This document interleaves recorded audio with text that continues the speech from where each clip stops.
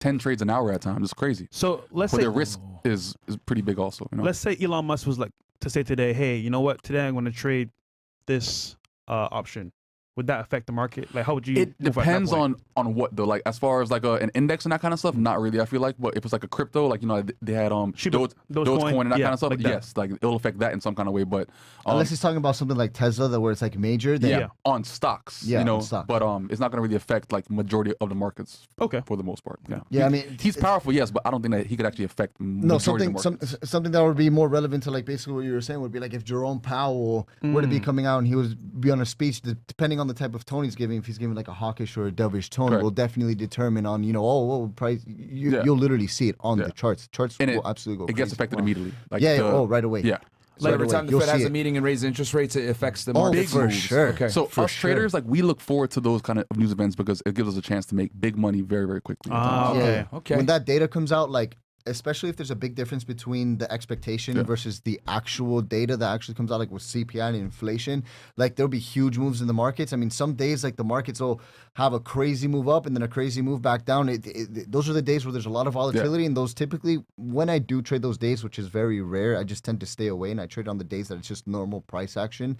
Is when I size down heavily, when I significantly take size off of the table and use a lot less risk, because the market just moves so much in that same day. It's like I can catch a lot bigger of a move and make roughly around the same with probably half of the size versus going in on a regular day. I probably go in with a little bit more size because there's not as much volatility as when you see when the Feds actually have a meeting or when CPI does come out. Okay. Yeah, like for example, like there are certain times that like let's say the market moves, let's say 1,000 pips in one day, and all of a sudden the next day it drops again. And then all of a sudden now it's all the way back up here. Like that's kind of movements that you could probably see like with interest rates and that kind of stuff. Like it'll go up, go back down to like where it started from, and then pretty much go all the way back up. And are you trading on days where the Fed is increasing rates? I feel like I'm trading Or are you kind of like him where you trade on normal days? So mostly? I know what days I have to watch out for, but majority of the time I'm trading like right now. Okay, you know what I'm saying? But certain days I know what to look out for. FOMC, NFP, CPI, like I know those big news events that I have to make sure that I'm in tune with because I don't want to get slapped up out of nowhere. Yeah. You know? That kind of thing. All right. But it gives us an opportunity to actually make money though, which is cool. Yeah. And let's say you decide to trade on one of these days where they're hiking the interest rates or the Fed is having a meeting. I'm assuming you're out looking at the charts all day and you're glued to your phone? Yes. That day? Yes, definitely. But it's a risk that we're open to taking though. But of course, the risk is managed though. You know what I'm saying? So it's good. Now I was going to say that at least in my next question, because obviously trading takes time and focus and effort. A lot of effort. Take us through a day of what's like trading for you. Like I know you lock yourself in, you focus on that computer screen nonstop. So tell us how it was trading for you. Well, I start trading around like 7 a.m. Through like around 12 p.m. So I'm like locked on the computer, analyzing the entire time. Probably analyzing for like about a good 3 hours. Damn. But then if I'm in a position around 8:30, like 9 o'clock, like whenever, like the stock market opens and that kind of stuff, like, I'm pretty much glued to the charts pretty much throughout that entire time period. So like if I'm in a position, I'm probably going to be looking at my phone the entire fucking day. Like if I'm leaving the desktop, I'm on my phone for the rest of the day. But I'm on the charts the entire time. So you're trading on like, we start at like 7 a.m., finish at like 12 midday? You start at 7, right? Yeah. I finish at 12 midday? Average, yes. And then you're done? Yeah. Every day? 7 days a week, or are you on 5 days a week? So with me personally, like I trade a fucking lot. You know what I'm saying? I can probably trade like 3-4 times every single week. Okay. You know what I'm saying? As far as like day wise. Like so you're having days like this 3 times a week at least? Yeah. Okay. But those are days that like, every single time that like we get on the charts, like we're prepping for that stress that comes with it. You know what I'm saying? Of course. To trade every single day, I feel like you're putting yourself under a lot of stress, which it does make sense. And then you're pretty much going to be taking on things that you don't really want to take on at times. You know what I'm saying? Right. But like at least like 3-4 times a week that I'm open to. But I try to make sure that I'm disciplined enough to even like I wake up, I get on my charts for a couple hours at least, to try to actually make sure that I'm active and I'm in tune with what's going on the market for you mentioned a very important word. You said stress. How do you manage stress trading, bro? Because that's heavy. Because you trade like what, $100,000? No, so like whenever I'm on the charts, I'm risking on average at minimum $5,000, and then like whenever I'm in my zone and like my flow and everything, like my rhythm, like each and every single trade that I take on average could be like up to $10,000 to $20,000 at times, even $60K at times. So how much money do you have in the market on a regular day for you when you're trading? So like total, all of my like my average account size is like around like 150. Okay. You know what I'm saying? So like I'm open to risking at times 20K out of that. You know what I'm saying? To actually make up to 40 or 60K, a 1 in 3 type of risk. You know what I'm saying? So like I understand like what I'm open to losing each and every single time that I'm getting in a trade based off of that account size. So just so the audience understands, you have a trading account which you have about $150,000 in there that you use to trade. Correct. And then you're placing trades throughout the day. You're locked in, it seems to me, for about at least 5 to 7 hours. Yeah, but it's not like placing trades throughout the entire day. Like it's a certain time period that I'm looking for a trade entry based on a setup that I'm looking for that certain point in time. Gotcha. Yeah. So that might It mean could be one position or even two, depending on the risk for that certain trade. Oh, so you're analyzing the whole time and you make 1 or 2 trades in that period. Yeah, and then I'm holding at that point. That hold can be a couple hours, a day. If it looks good and I'm pretty early for the entire overall move based on like a higher time frame, I'm probably in that trade for a couple of days. You know what I'm saying? If I could. Yeah. But okay. And you're looking at your phone the whole time that money's out in the market, pretty much. I try not to, but I definitely sleep good at night also. You know what I'm saying? So like, but most of what trading actually is, though, is you're just waiting a lot of the time. Yeah, you're doing your analysis, and then after, like the action of trading itself, when you press that buy or sell button, it's quick. It's seconds. Yeah, it's seconds. But then a lot of the times, it's after you press that buy or sell button, then it goes back to more waiting. Yeah. So you could be in consolidation for a trade setup that you're actually anticipating for this certain times, like 3-4 days before it actually plays out. You know, but I think as long as you're pretty much understanding the bias or the overall direction for that certain trade, then, you know, that consolidation means literally nothing. That's like a waiting game at that point. But as long as you're pretty much still within risk and the direction is good, then you're pretty much just, you know, on a waiting game that you have no control over. Like how long it takes a move to actually hit or even push, we have no control over that. So like once we're in, we pretty much understand the risk, we understand the bias. So when you go in, you're going with at least 5,000, and you might be in on multiple situations. You might have somewhere between $5,000 to $50,000 out in the market that risking. Open to risking, yeah. Open to risking. Yeah. Okay. What's with the 150K account that you have that you use? Correct. Like, like I love starting like what I do best with. I love starting with like either 100K or 200K on average. Whenever I start up a brand new account. You know what I'm saying? Because there's certain times that like I have like a nice account build, withdraw, start over, risk. You know what I'm saying? Like restart all over again. Because there's certain times that like, you know, like if I have like a good trading flow, like the other day I did 15K to like $550,000. I lost like 150. Damn. After that, I was like, I'm done. Close it out. You know what I'm saying? Withdraw, I'm done. A lot of the times and what then can happen start all is, over again. A lot of times what can happen is you can go on tilt. Yeah, and you bro, can like lose it is what it all is. of it, which is why I say even if you're not in a position, that money is still at risk, which is why it's important to always pay yourself and withdraw. I have to, because if I don't, like, it's a mental thing. I remember like this one time I did I saved all of my withdrawals and everything. I put 600K inside the market. I built that up to like 1.8 in like about a week and a half, and then I lost 300,000. Damn. But I'm still in profit. Yeah, you're still up. Ridiculous.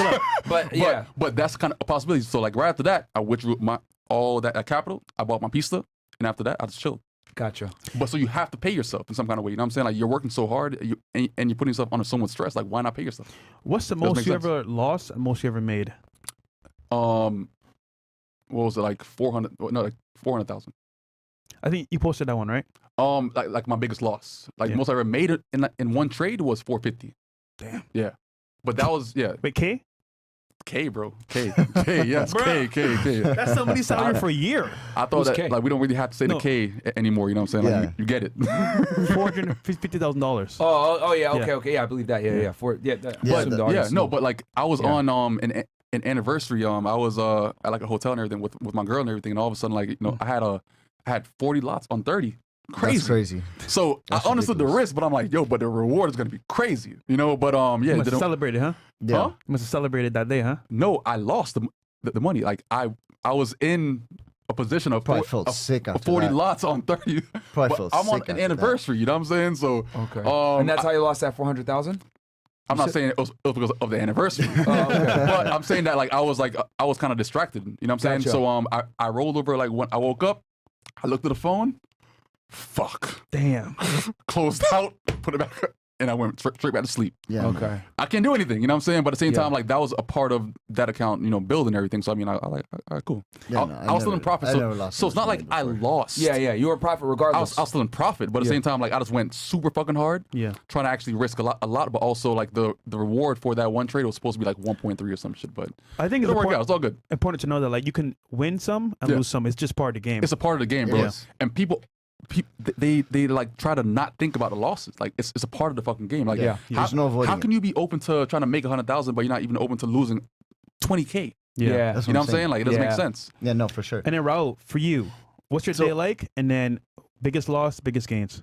So my day actually starts the night before. That's when I actually do my pre-market analysis, and I essentially plan what my trading day is going to look like on the next day.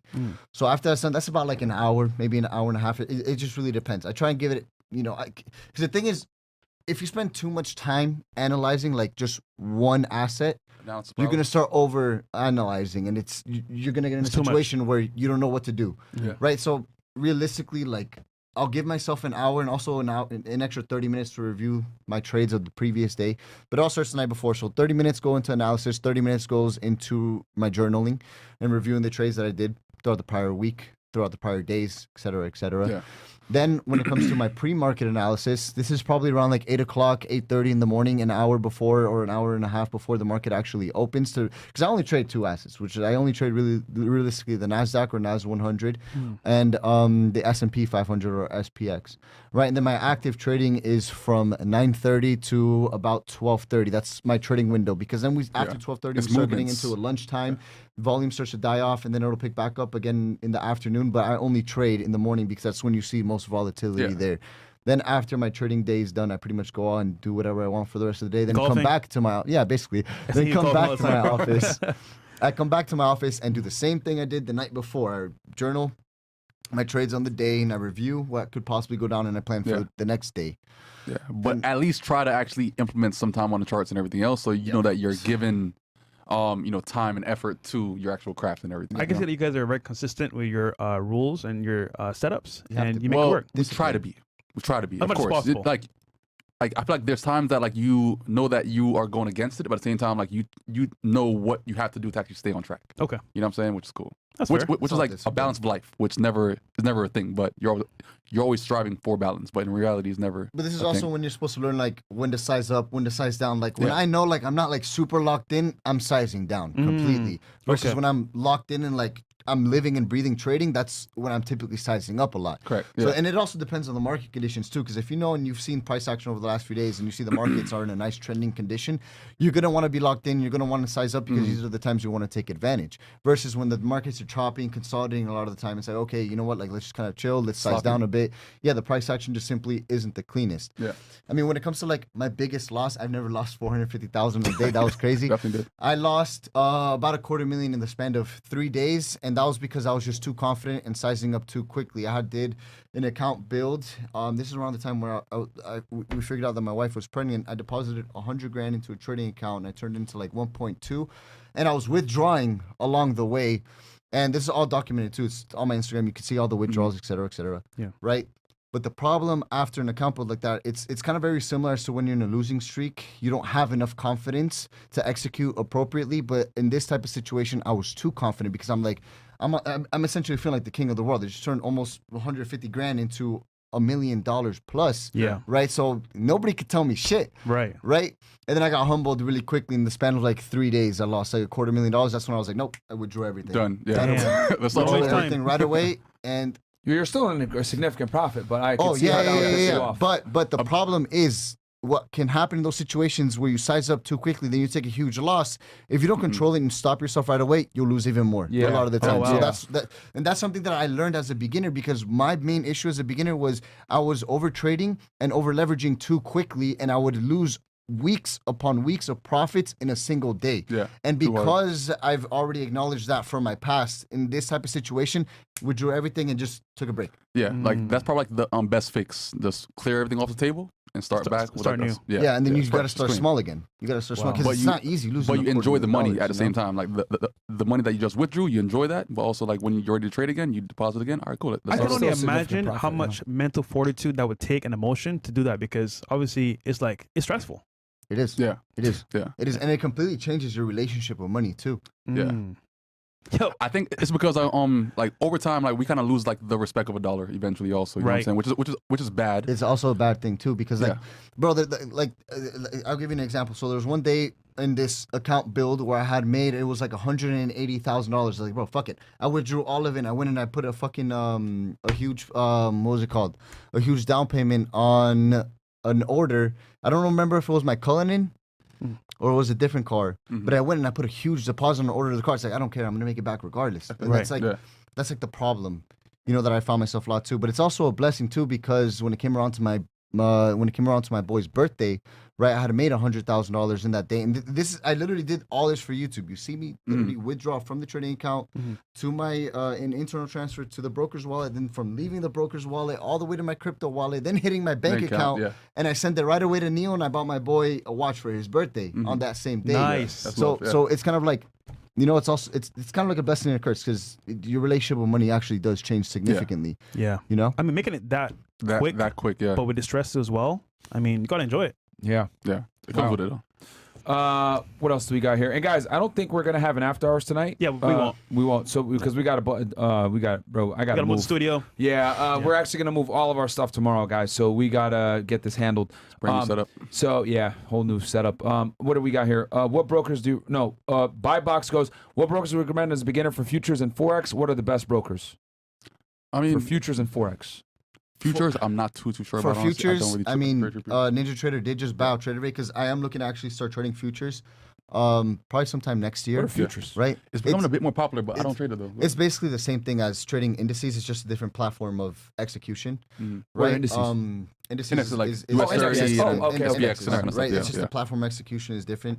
So I'm gonna open up an account with Ninja Trader, which I mean you can also open an account up with Trader Rate. They're a fully regulated platform. That's probably like the best one for futures. I mean with forex, there's so many different brokerages. Yeah, there's a ton out there. So yeah, depending on like what kind of features that you're looking for that platform, then I mean just either focus on that. Like it could be the leverage, it could be like the deposit and withdrawal methods. Like it depends on what you're really into. Yeah. But many brokers have different options. So I mean, like it depends on like what you're into first. All right. Yeah, but it's options, many options. Damn. All right.